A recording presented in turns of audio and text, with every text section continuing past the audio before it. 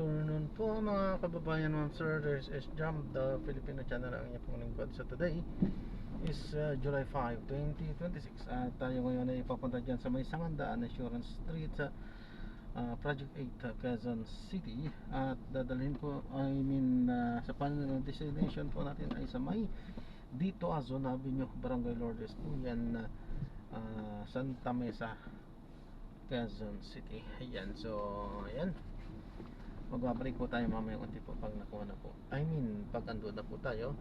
At makinig tayo ng mga nagbabagong balita at talakayan.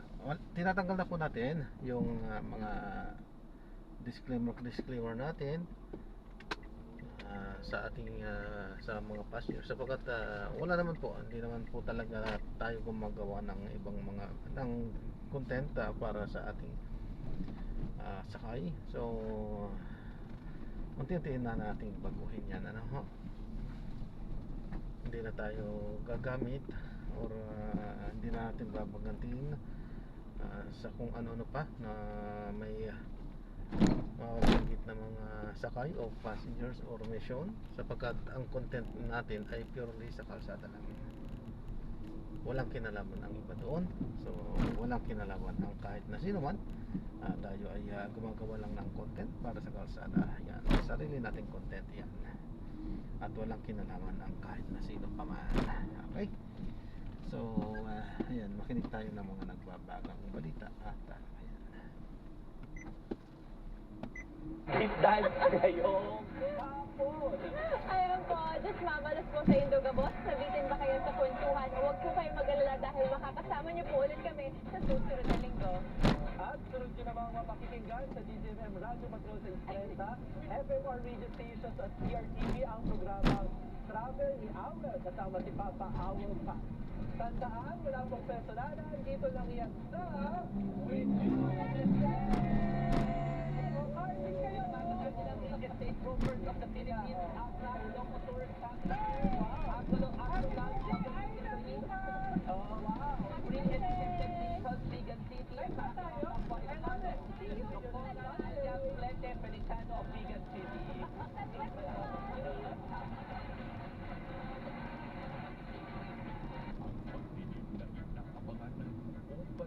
Hatid ng PRTV.